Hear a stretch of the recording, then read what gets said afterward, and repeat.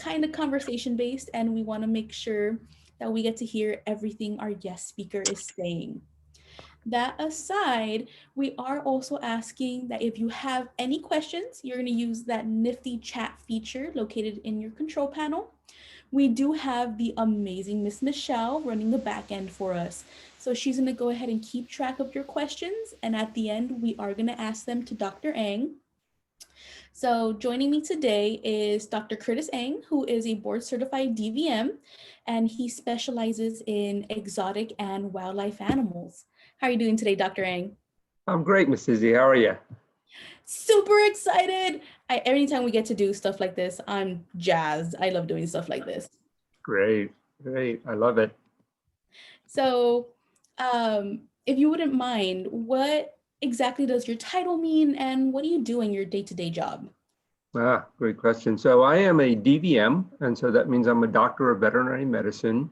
So I am a veterinarian that works and specializes in exotic animals. And just out of curiosity, maybe we can put a poll up and find out how many people here know what a veterinarian does. Ms. Maybe Michelle, you mind tossing that up for us? we have what? We have about 12 or 15 people or so in here, maybe? We'll see. We'll see how many people know what a vet does. Uh-oh. Maybe not.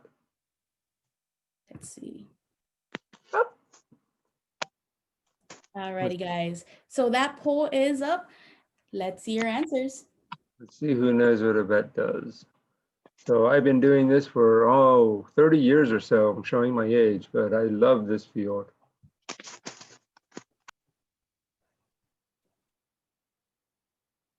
Alrighty, guys, I'm going to go ahead and close that poll down in 3, 2, 1.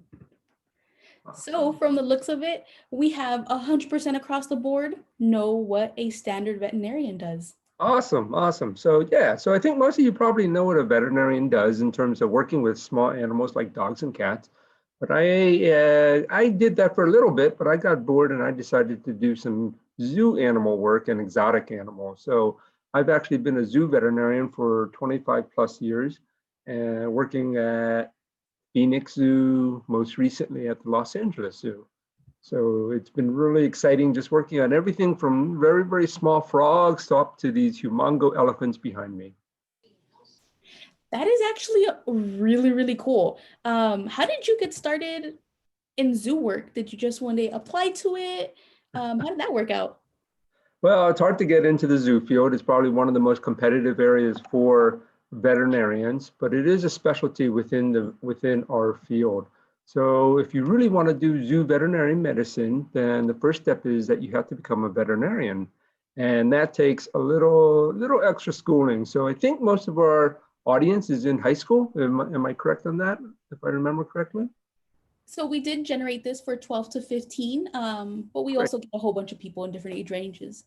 Yeah. Okay. So usually if we look at that, most of the students, they need to get through high school and then they need to go through college.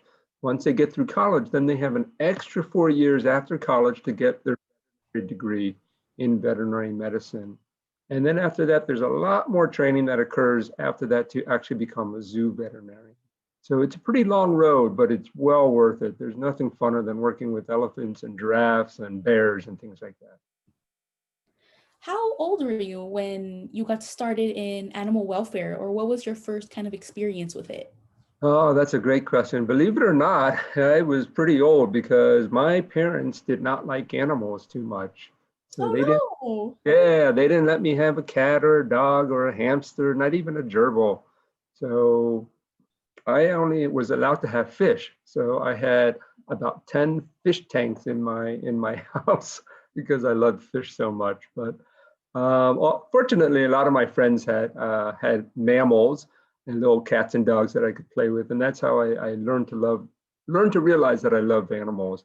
But as I got older, that's when it just sort of became more important to me, and I kept looking for positions that involved animals. And so I actually did a lot of research in animal behavior and things like that at one of the research institutes where I grew up. So that's how I got into the field. okay.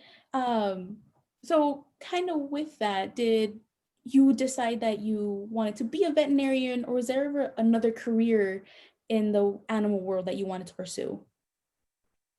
No, not really, to be honest with you. Well, it's kind of sort of. So I know when I grew up, one of the most influencing factors was a show called Mutual of Omaha's Wild Kingdom.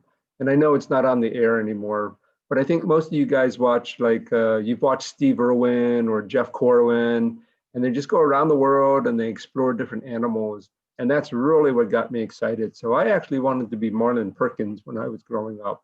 I wanted to go out there, just investigate animals and research them and work with them and things like that. That's really what I wanted to do.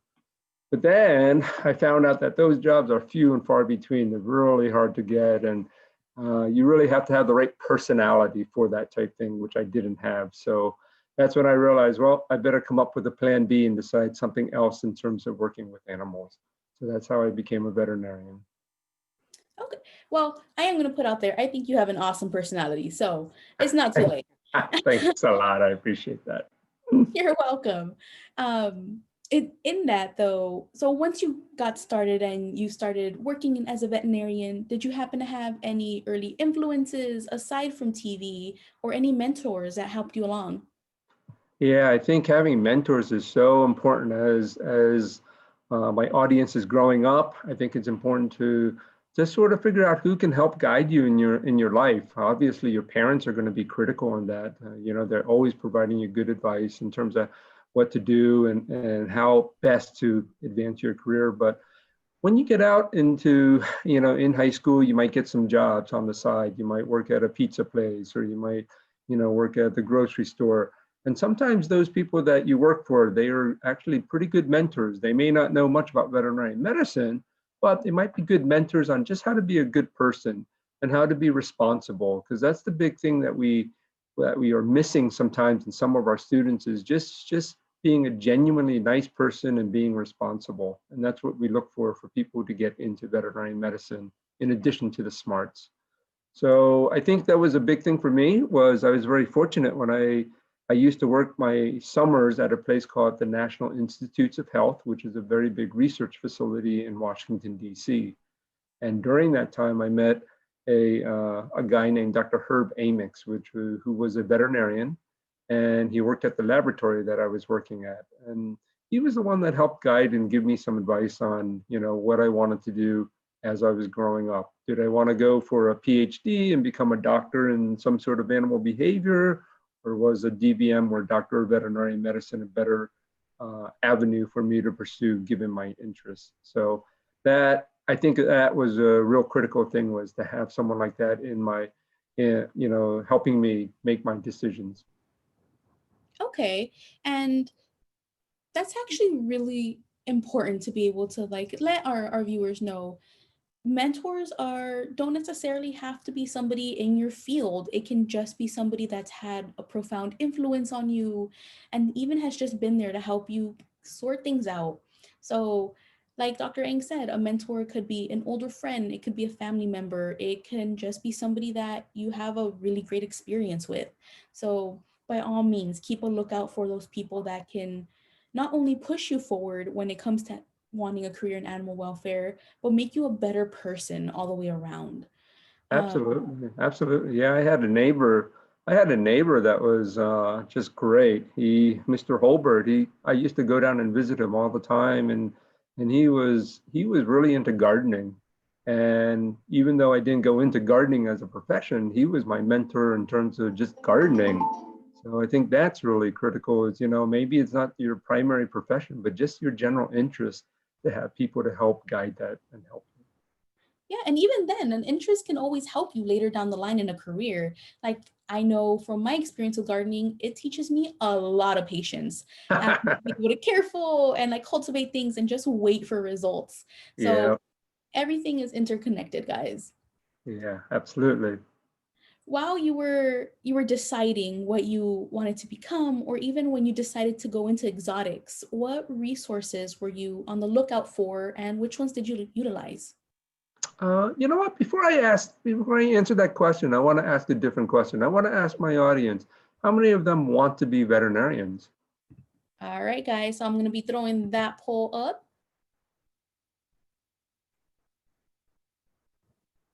Okay, we have the first people coming in, and we have kind of a three-way split.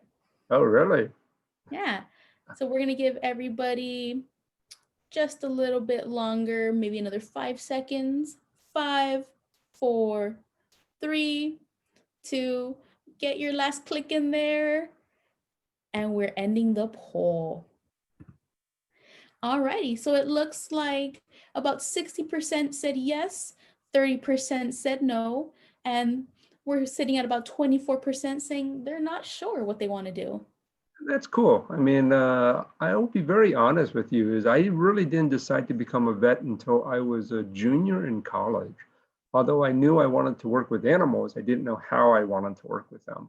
And so, as I said, I really want to be that adventurer out in Africa, wrestling the alligators and things like that.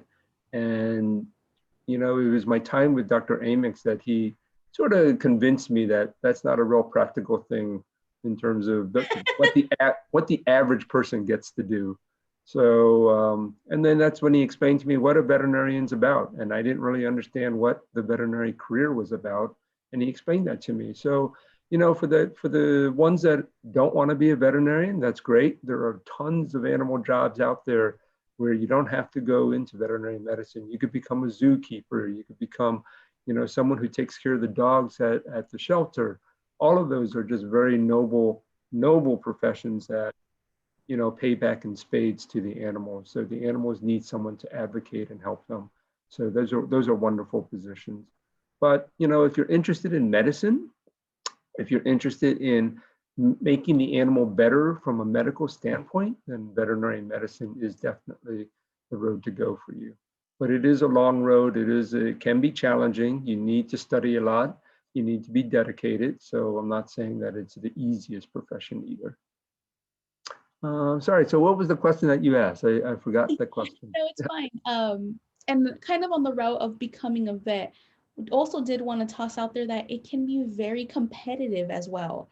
Oh, yeah. So you also want to make sure that this is a career field that you really want to give your all to, right? Because it is going to be pretty intensive and it can be emotional as well. Especially having these animals day in and day out, and you're responsible for their care. So that can also be kind of something that goes into your decision to do something like this. And But that's a really good point. That's a great point. It is very competitive sometimes. They say right now that it's more competitive to get into veterinary school than it is to medical school. And that's because we just don't have that many veterinary schools in the country. We only have about 30 of them around the entire country. So it is something that you do need to be very dedicated to, and you need to be prepared if you want to go that way. You need to work on getting experience in the animal field, getting experience with other veterinarians so that you understand what our profession is about, and then also just doing well in your academics in your schooling. so as far as getting experience, what would be something that you recommend they do? It depends on the age of the person that we're talking to, but a lot of these, let's pretend that most of them are in the high school range. I think this is the perfect time for them to get animal experience. And what they need to do, one is possibly volunteer at their local veterinarian. So maybe a lot of you have dogs and cats, and maybe you take your dog and cat to a veterinarian that you've been seeing for years. Ask that veterinarian whether or not that you can shadow with them, whether you can volunteer. And a lot of times you start in the back end. I did. I started in the kennel area. I used to take care, clean cages for the dogs and cats and things like that. And that's fine too, because you need to learn how to work around the animals. You need to be comfortable with the animals. You need to realize whether you like them or not. So there are some students that will start in this field. They'll start, working with the dogs and cats, and then they realize, oh, I just don't like them as much as I thought I did. So it's better to learn that now as opposed to spending years and years in vet school and then finding out that, oh, that's not quite the right profession for me. So I think even volunteering at your local humane society, such as Pasadena Humane Society, is a great way to get some dog experience, to get animal experience, to get comfort level with working with these animals. Those are the absolute things that I would recommend at this stage of the game. And then once you get the animal experience is just being able to shadow a veterinarian so they understand what the veterinary profession is about. We want to make sure that people who are applying really know the good, the bad, and the ugly about what we do as veterinarians. Most definitely. And I can actually also attest to this. Once you start working in animal welfare, suddenly the rainbows go away and you kind of really start seeing it for what it is. I was super excited to start working as an adoption counselor when I first started working for Pasadena. And I finally realized how gross kittens actually are. Um, I had a kitten full on have a diarrhea attack in my hair, and it was honestly the love of animals that kept me coming back. So, animal fluids, that's going to be kind of a constant if you're working in close contact with animals. It is, absolutely. I think that's one of the things that's so important is to understand that, it's not always the pretty kittens and the cute little dogs that everyone focuses on that is our field. But sometimes as a veterinarian, we have to make very tough choices. We have to help the public and people deal with animals that might have very severe disease, and maybe they got hit by a car, and you have to explain, well, this is what we can do for your animal. And you might have to explain, maybe I got to amputate a leg, and the owners don't want you to do that. But it depends on the life of that animal, and depends on the quality of life that you want to provide for that animal. And so those are, sometimes we have some very tough decisions as to what is the best thing for the animal. And that's one of the things that we as veterinarians need to be able to do, is communicate what is best for the animal and to have those people skills. So that also probably might be another thing I think about in terms of preparing for field in the veterinary field, is to just get used to talking to people. It's so funny. A lot of my classmates, you ask them, why did you become a veterinarian? And many of us will say, because I don't want to work with people. And the funny thing is, in our field, we work with clients every day because it's the people that bring the animals in. You still have to deal with those people. And so I think developing the people skills now is so critical. Yeah, and I mean, just being able to communicate something that can be difficult in a very clear and concise way, and being able to be understanding of somebody, because sometimes the person that's going through the more amount of stress is the owner versus the animal, because Oh, there's a lot of absolutely. unknown there. Very good point. Yes. Which I'm actually glad we touched on this subject. So we know that compassion fatigue can be a really big thing when working with animals. What is something that you found that works to combat that? That's a really good point. Compassion fatigue is so difficult, especially if you're in a humane society environment where a lot of times you unfortunately have to put some animals to sleep. And some days it gets really tough to be able to do that. I think the important thing when you have that is to have a really good network of friends and family and activities that you can do outside of work that you can get your mind off of it. It's not that you want to totally ignore what's happening, but hopefully you realize that what you're doing at work needs to be done for the safety and well-being and for the quality of care for the animals that you work with. And then that way, when you leave, you can go and see your friends and family. You go out, well, not nowadays in the COVID, but hopefully you can go out, get a beer with your friends and just chill out, maybe play some video games or something like that, where you can just sort of get your mind off of it and just ease yourself back into your comfort zone. But it is important that, if comfort fatigue is, if compassion fatigue is really getting to you, it is important to be able to talk to someone about that, whether it be your parents, or maybe it's your close friend, maybe a chaplain or a priest or whoever it might be. Is just have someone that you can sort of get that stuff off your chest so it doesn't build up, because you don't want it to build up. Most definitely. And I actually just realized that compassion fatigue can be a very insular word. So, would you mind defining it for our guests? Yeah, so compassion fatigue is a situation where sometimes we as professionals, we're always trying to do what's best for our animals, and we try to give them as much compassion as possible. But when you have a situation where you have case after case where, either the animals are getting euthanized, or put to sleep, or they're coming in with bad prognoses, bad diseases, and you have to tell the owners, oh, well, we can't do anything for you, Or those are the type things that are so tough of conversations to have with these owners, and to tell them bad news over and over. And you're there as a veterinarian, as a professional, trying to do what's best for them and trying to always have a positive outcome. But sometimes those days, sometimes you just have days where nothing seems to work out, and a lot of animals are passing away. So that gets really hard on your psyche. It just really wears you down sometimes, and that's what compassion fatigue is.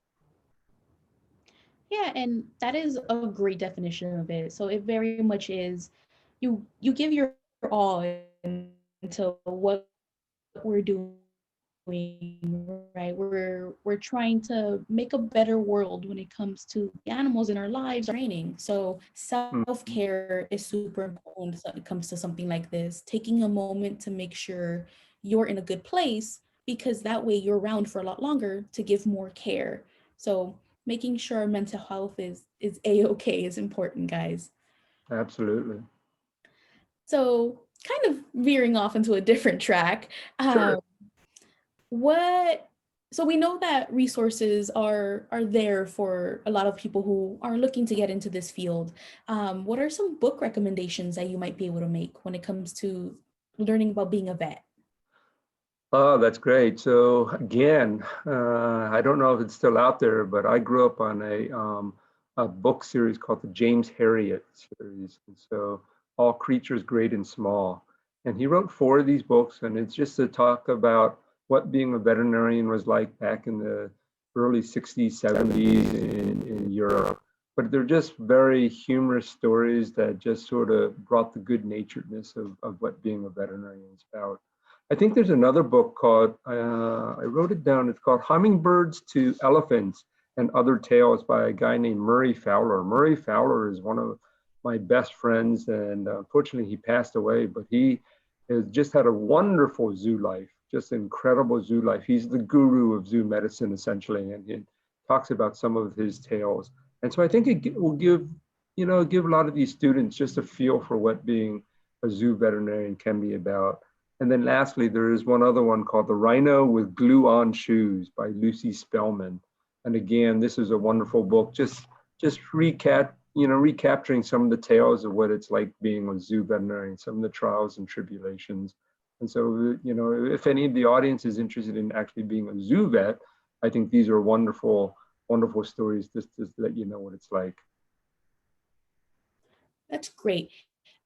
And when it comes to like things like this, getting your hands on as many books as possible can be great, especially now that we're in COVID and the people to people aspect isn't really there.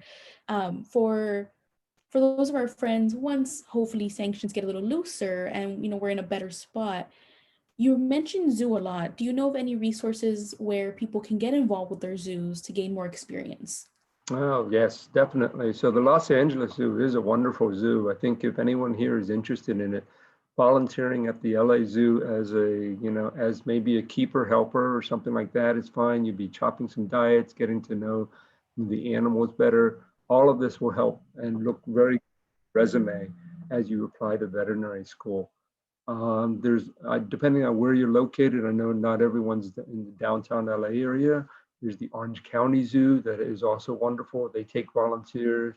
There's the Santa Ana Zoo, which is down south. They also take volunteers. Santa Barbara Zoo is a wonderful place also. And even you might even consider even your local wildlife centers. They're always looking for volunteers too. So a wonderful one that I'm associated with is the California Wildlife Center in Calabasas. They're just a great organization. And so volunteering for them is also another opportunity. And zoos can, so you've mentioned that those look really good when it comes to if you want to apply to veterinary school and that's a road you want to go down. What other experience would be applicable to something like that? I think, again, it's important to just get veterinary experience. Even though, let's say you want to go into zoo medicine, the key is to just get into veterinary school first.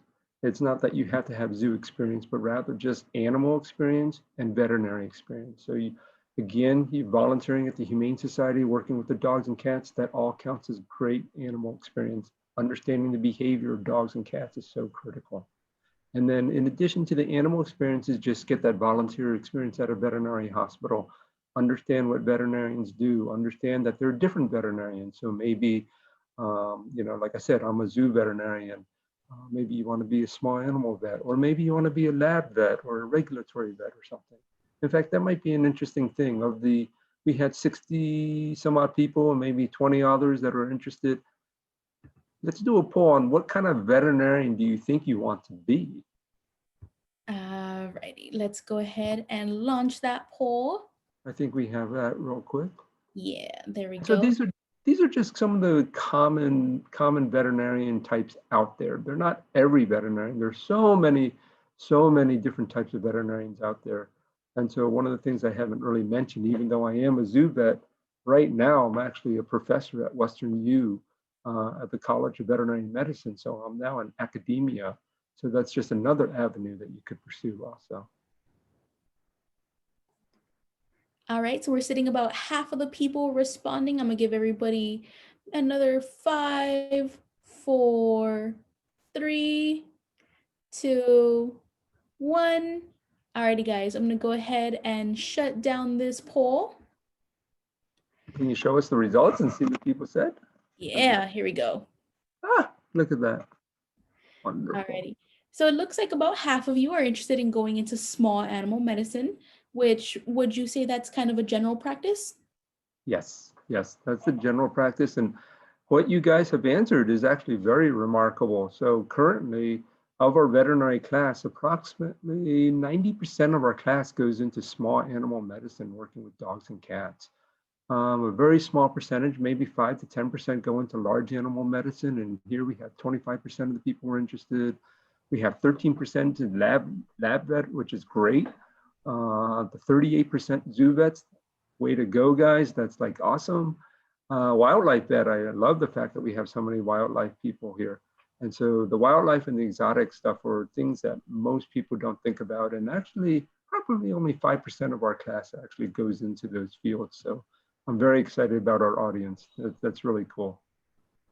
Most definitely. And I honestly feel like especially when it comes to exotics, not a lot of people really think about those when it comes to even just like companion animals. So what kind of animals have you seen in your exotic experience?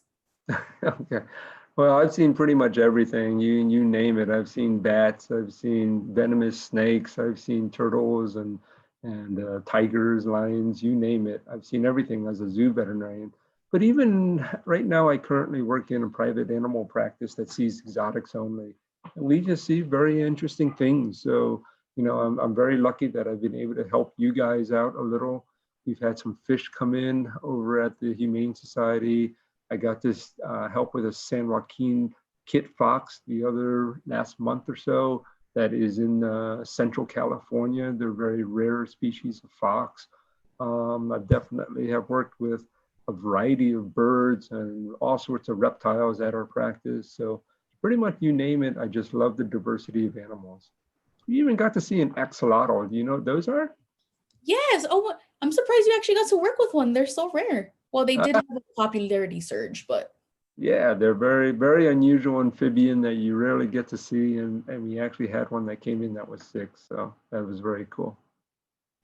so really quickly, guys, we have 3 more questions on our end for Dr. Ang. And if you have any for yourself, please start putting them in the chat box if you haven't already done so. And we'll go ahead and start getting to those in just a minute.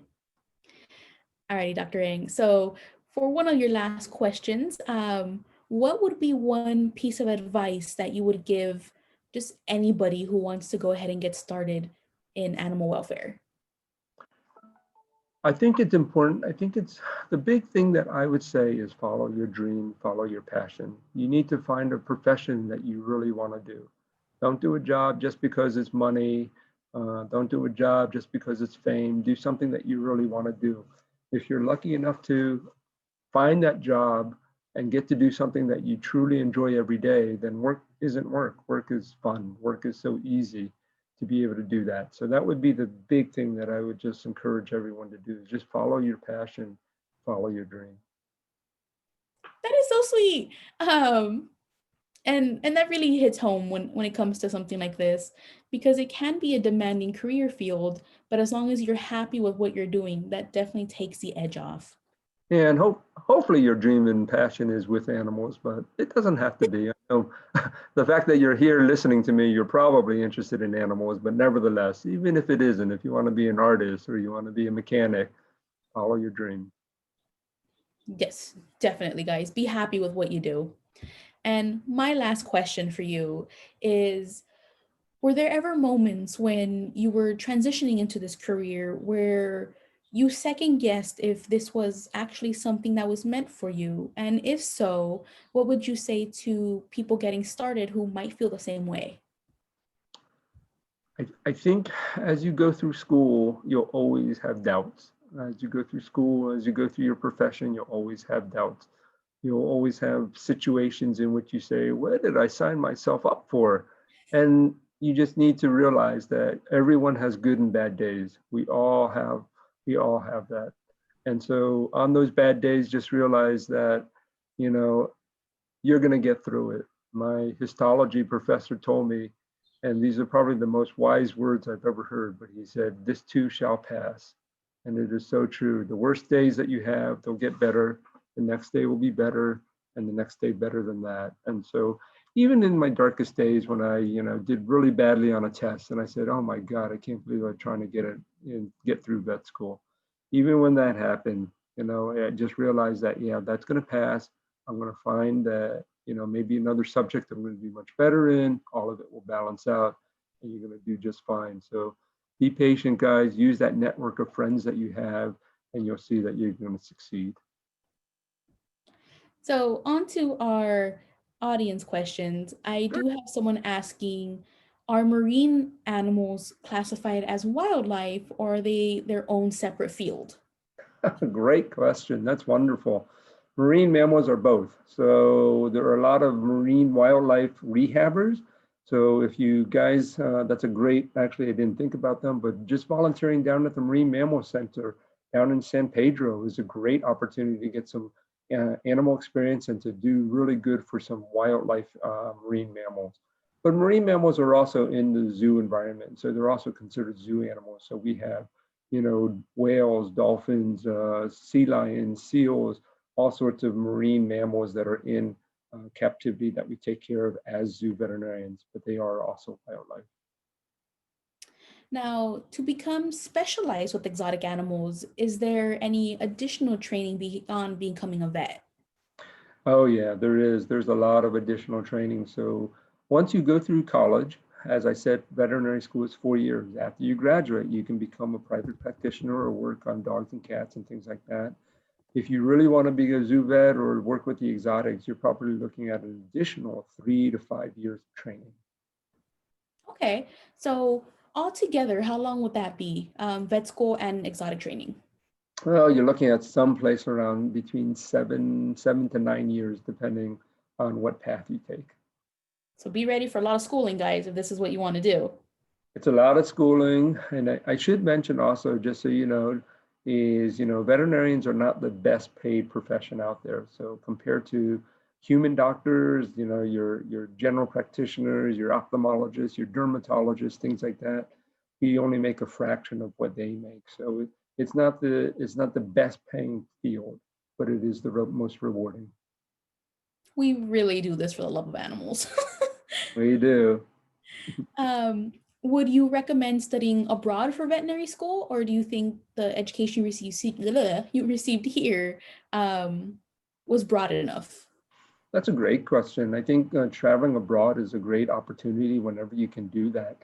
Um, there are veterinary schools around the world that are also accredited in the United States. So if you want to go to the one in Canada, or if you want to go to the one in Scotland or England, that's perfectly fine. You can do that and you can still become a veterinarian and practice in the United States.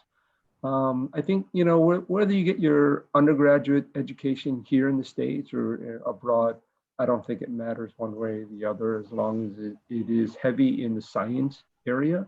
So you want to make sure you're taking a lot of biology classes. You want to make sure that you're getting your chemistry classes, physics, things like that.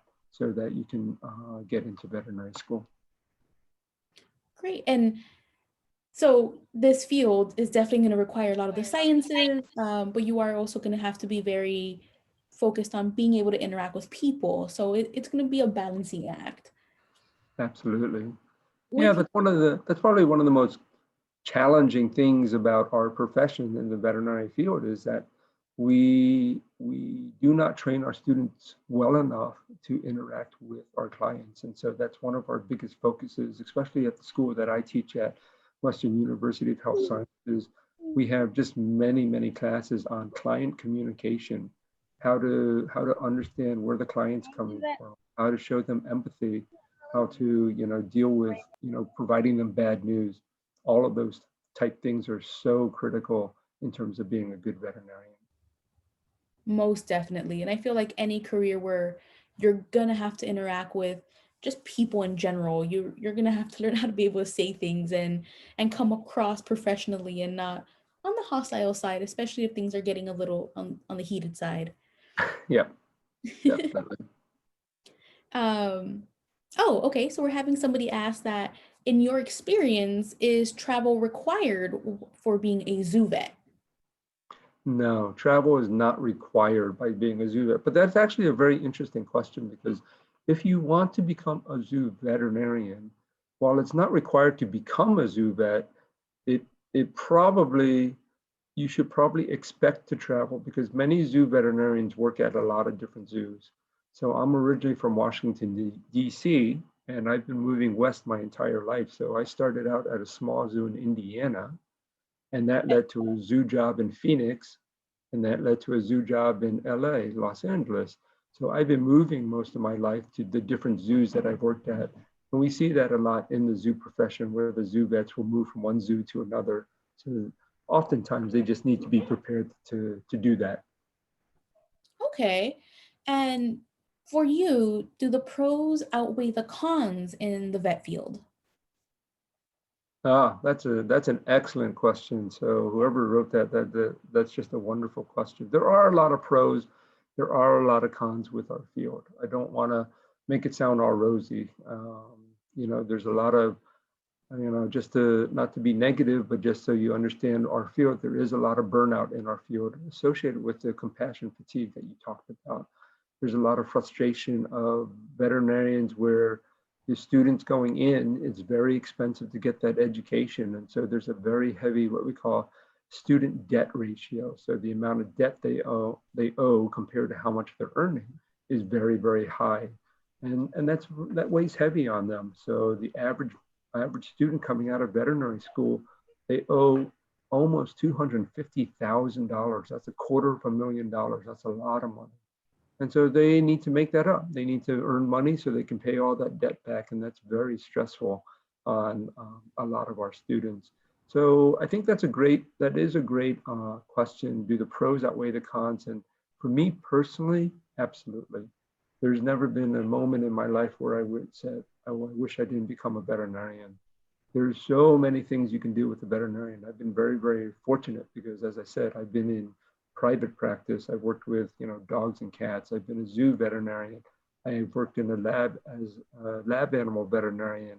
And right now I'm in academia and I'm teaching veterinary medicine to up and coming students. And so I've been very fortunate to experience the breadth of experiences that the veterinary medicine profession has. If I get tired of teaching, I can go back into private practice next week if I really want to. So there's so much diversity in what I can do. And that's really great to speak on because by no means you ever have to feel like you're stuck in this box, right? There are 100 different avenues that you can take. And if you feel like your career is growing into something that you didn't necessarily expect, that is completely okay. Absolutely. Yeah, definitely. Because I will throw this out here. I'm a college graduate that is doing a field that has nothing to do with my degree. But hey, And what uh, was your degree? cultural anthropology, Okay, which I mean, I guess it kind of relates. I'm in education. there you Um, there you but go. yeah, putting that out there, guys. So let's see. What else do we got? Oh, okay. This is, I feel like pretty relevant to most of our people. Is there any advice that you could give to to children who have parents who actually actively discourage them from working with animals? Yeah, I mean, I think that's a great question. And so I was fortunate. Okay, so I told you my parents did not like animals. They wouldn't let me have any pets. But I was fortunate enough that they didn't discourage me from becoming a vet. When I told my parents I wanted to become a vet, they did tell me, "Don't you really want to be a human doctor? So, don't you want to be a real doctor?" So, I mean, they would have preferred that, but they didn't discourage me. I think if you have a situation where you're discouraged from um, pursuing your dreams, I think you really just need to continue talking to your parents and explaining to them why you're interested in doing what you want to do. And, I can't overemphasize how important that is. Don't let your parents talk you into becoming a human doctor when you really want to be a veterinarian, because you're going to find that your job satisfaction is going to be so low. It is going to be just terrible, where every day you wake up, you go, oh, I got to go to work. Oh, I got to go treat someone's feet, or so whatever kind of doctor you became. But, it's not one of those things where you want to be dreading going to work every day. You want to enjoy yourself and say, oh, I'm so excited to go to work. I love going to work and working with the students. I love, being able to instill passion in them and to excite them about what all their potential is when they graduate. And so it's just a wonderful field to be in. And so again, when you're in that environment, just talk to your parents, explain to them why you want to become that, explain to them that you can make a living doing what you want to do, explain to them all the pros of whatever it is you want to pursue is, and so that they have a better understanding of where you're coming from. Try not to shut down. I know it's hard. I was that way with my parents. When they told me no, then I wouldn't talk to them for a day. But try to talk to them, explain to them where you're coming from, and a lot of times that's a better way to go. Most definitely. And I feel like this is kind of a generalization, but most parents out there just really want you to be happy. They really want you to feel fulfilled and like you're reaching your potential. So if this is something that you really have your heart set on and you're willing to put in the work, like Dr. Ang said, I think it's very much a conversation to have. And if your parents are more statistical, like mine was, showing them what kind of careers you can go into with this kind of education and the different ways that you can actually specialize. So that can always be a conversation. Absolutely. Alrighty, so we have two more. Sure. Do you need to be physically strong to be a vet? Yes. It helps to be physically strong. It does. Having said that, you definitely can be a veterinarian if you have disabilities. The veterinary profession is very accommodating to those disabilities. And we've had students that are deaf. We've had students that are partially blind. We've had students that need to walk with a cane. And so there are a lot of accommodations that can be made for various students. So does it help to be strong in it? Yes, but it's not mandatory. And I think that's also super important to kind of bear in mind. This is a career field where if you have the knowledge down, I think that's all you really need, right? In many ways, depending on what kind of vet you become, yes. Mhm. So, last question, what has been your most memorable experience in your career? That's a great question. So probably one of the most memorable experiences is when I was in Africa. My wife and I were on our honeymoon in Africa. And during that time, we were told that an elephant had gotten shot.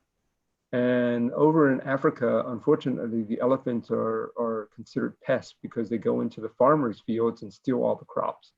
So the farmers will actually shoot the elephants. And so we were very fortunate to have an opportunity that the wildlife veterinarian for that area was going to immobilize the elephant and take care of the wound. And they actually invited me to participate with that procedure. So I actually got to immobilize an elephant in Africa, and hopefully we made him better. So that was just so exciting.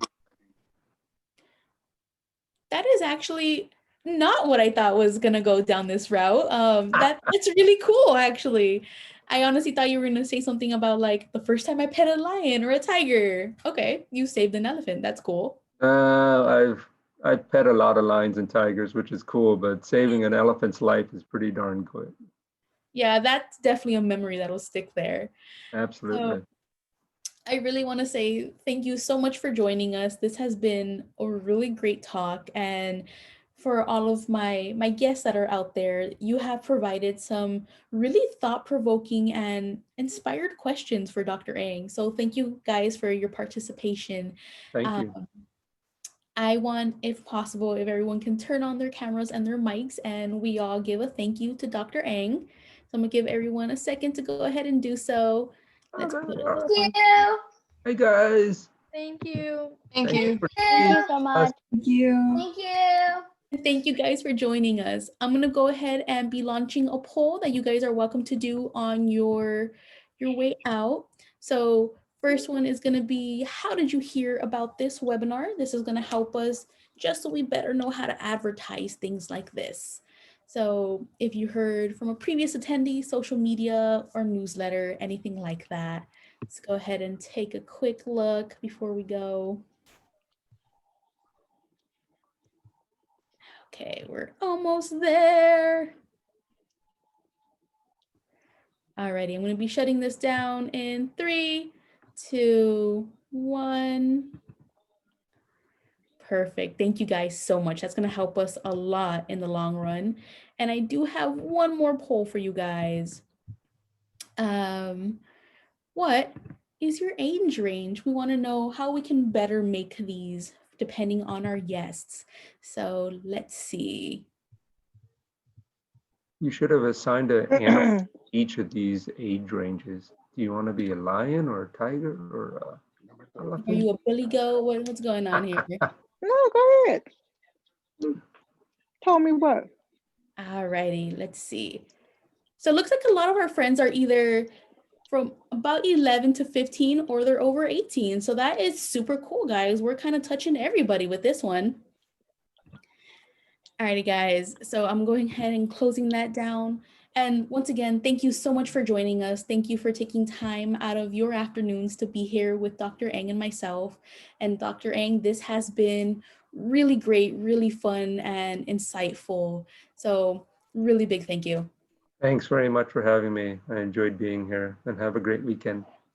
You as well. Thanks, guys. For Thank being. you. Bye. Have a good weekend, everyone. Bye. Have a great Bye, weekend. guys. Bye.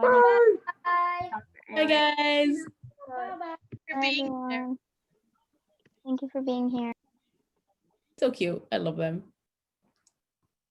So lots of thank yous in the chat box. Ah, good. Good. Yeah, I can't watch the chat. I can't read it. Yeah. No, we didn't get to all the questions quite yet, but No, not too bad. I try my best. Yeah, well, there are a lot of Them, questions. though. And we're gonna stop recording.